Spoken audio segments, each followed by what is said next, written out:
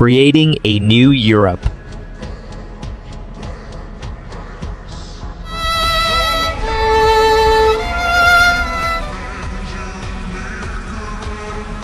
The first country will be in the center with a population of 9 million. Its GDP is $7 trillion, which makes its GDP per capita be $777,000. It has no coastline. Its flag type is with a cross. It has the coat of arms on its flag and has yellow, green, indigo, blue, and pink as its flag colors.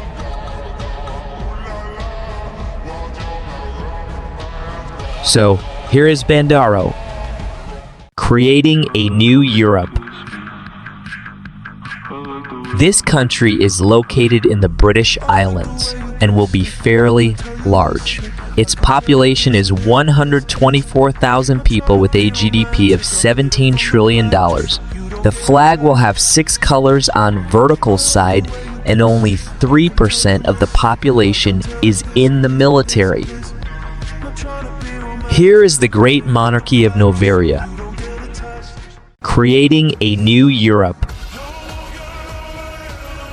This big country will be located in Eastern Europe with a GDP of 312 billion, population of a whooping 384 million, and a GDP per capita of $812, slightly richer than Guinea-Bissau.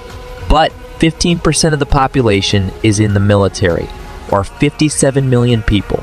Its population density is same as India and will have a flag with a moon.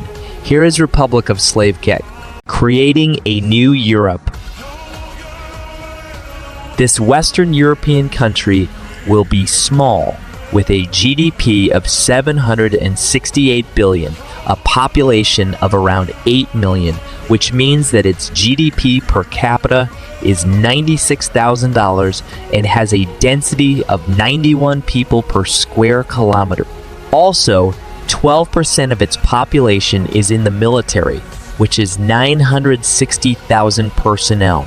Its flag colors will be black, white, red, and yellow. It also has a coastline in its coat of arms on its flag. Our fourth country this season is Valand, creating a new Europe.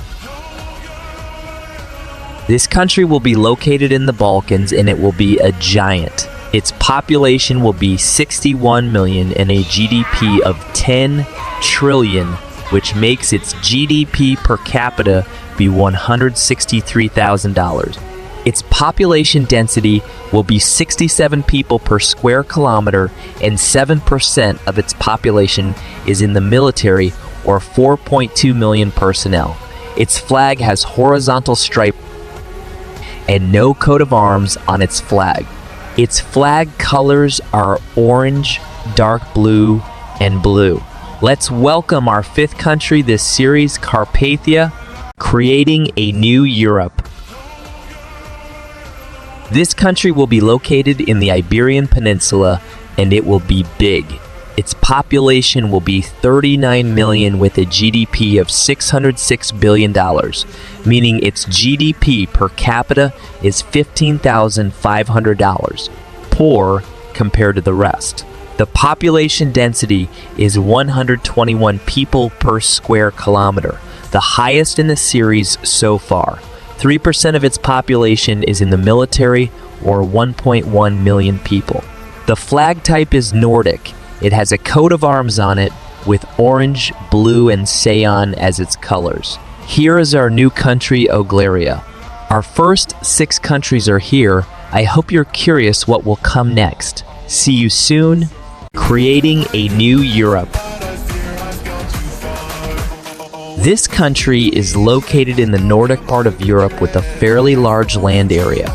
It will have a pretty small population of 748,000 people and a GDP of $247 billion, making it one of the poorest countries in terms of GDP but not in GDP per capita, as it's $330,000, which makes it one of the richest countries.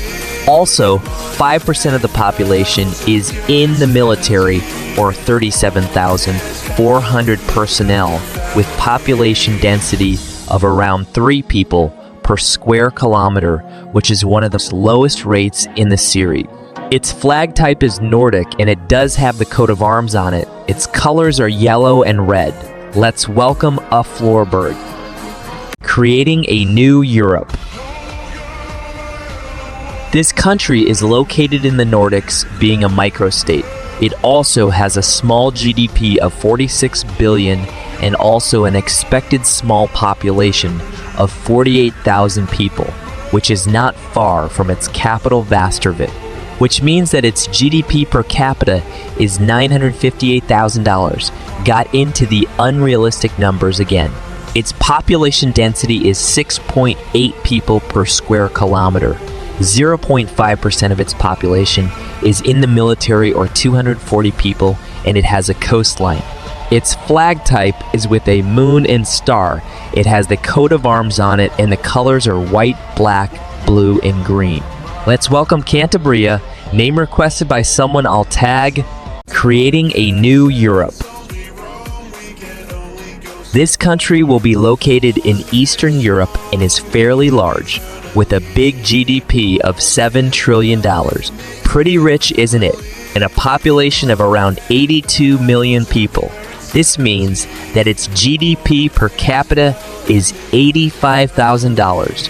Its population density is 328 people per square kilometers, which is truly the highest in the series. 7% of its population is in the military, or 5.7 million people. Its flag design is unique and has no coastline and no emblem on its flag.